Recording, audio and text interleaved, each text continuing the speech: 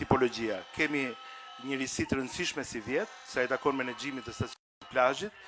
për të bërë të mundur që të kemi një regulator në treg sa i takon çmimeve dhe tarifave, dhe duke shtuar një tipologji të re, që është tipologjia e plazheve publike të menaxhuara nga njësitë e vetë qeverisës vendore, kemi bërë të mundur që krahas plazhit të Virgjë, pra të pastër në kuptimin të lirë, pa asgjë ku qytetarët mund të hedhin peshqirën e tyre dhe mund të vënë çadrën e tyre, mund të vënë një stol të tyre që e marrin me vete me mjet apo nga shtëpia dhe mund të bëjnë një pushim në plazh të lirë, pa asnjë pagesë dhe pa asnjë pengesë. Kemi edhe tipologjinë e plazheve, të cilat disa bashki kanë vendosur tashmë, që kanë të gjitha shërbimet, pra kanë dhe çadra, kanë dhe shezlong, kanë dhe një shërbim, po themi, më të zgjeruar hidrosanitar, edhe nga pikpamja e higjienës, po edhe nga pikpamja e dusheve apo e kushteve tjera të pushimit në plazh, i cili në disa prej bashkive është tarifuar me disa prej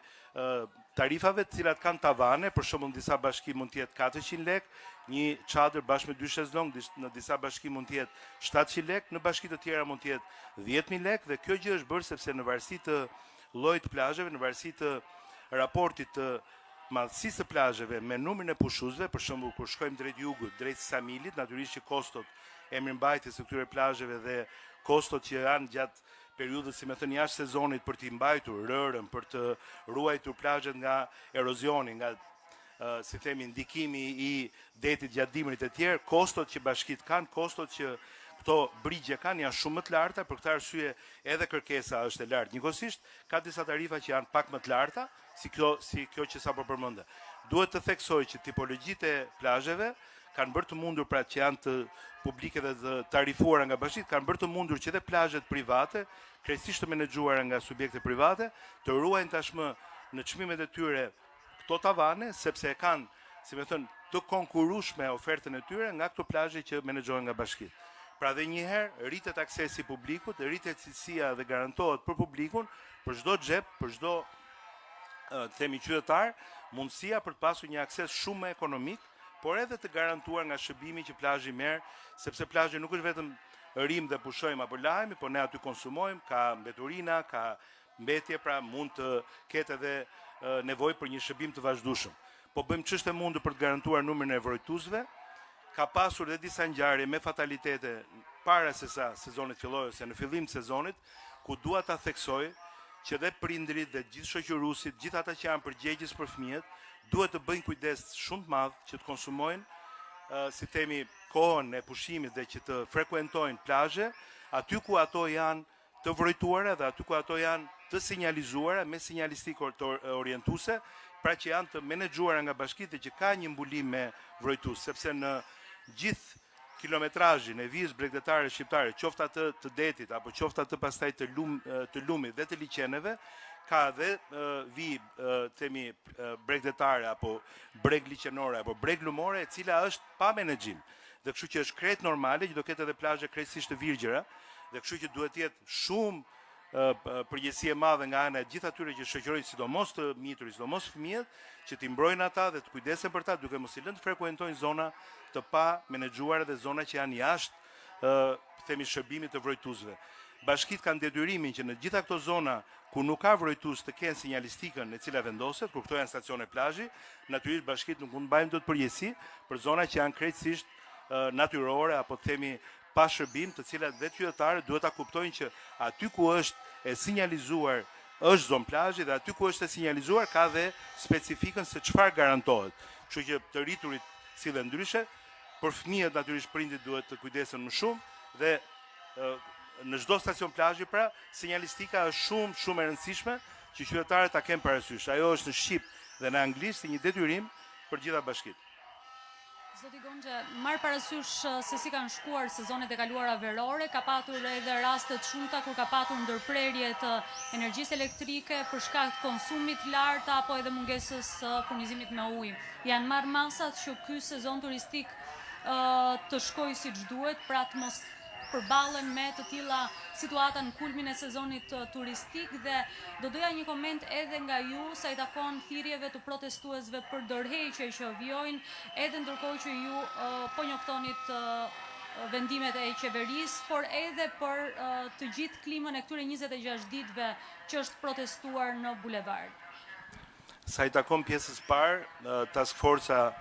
ndërinstitucionale që merret direkt me koordinimin e të gjithë punës mes institucioneve, agjensive, gjithë aktorëve,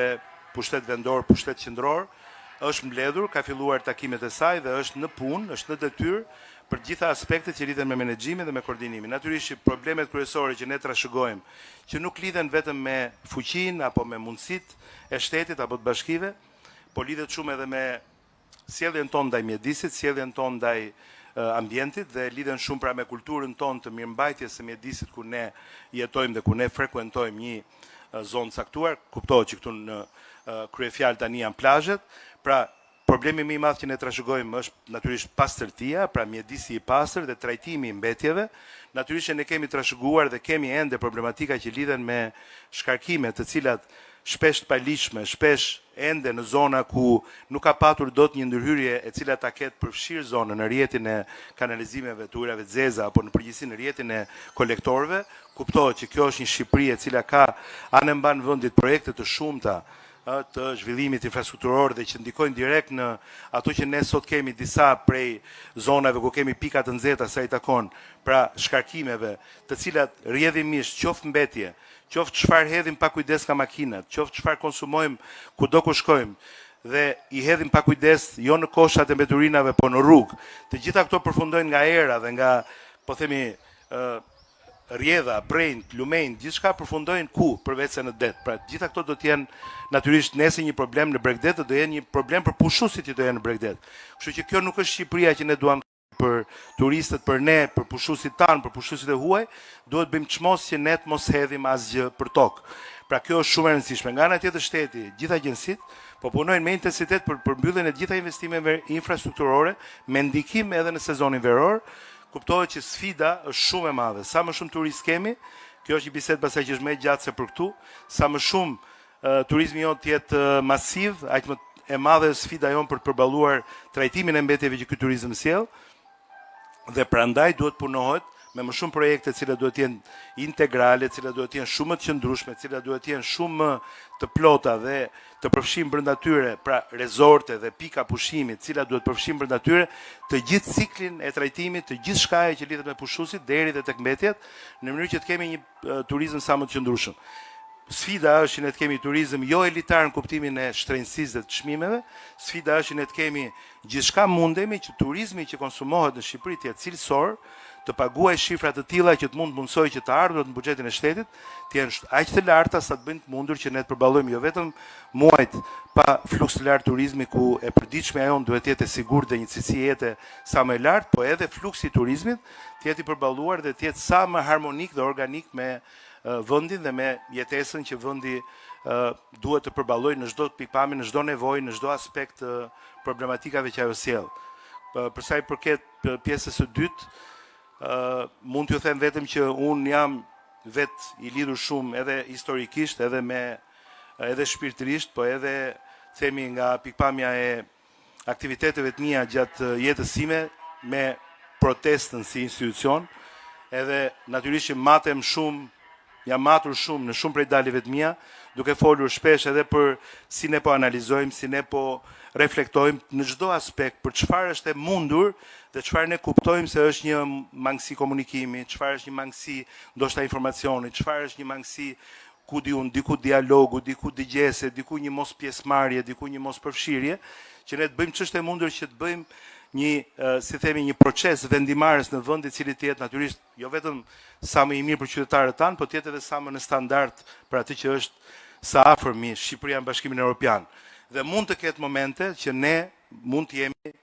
si themi, më kritike edhe ndaj vetes, edhe nuk diskutohet që nuk e përjashtojmë të gjë. Nga ana tjetër që të themi në mënyrë të beth dhe të papritur për një ngjarje, kushdo qoftë ajo ngjarje,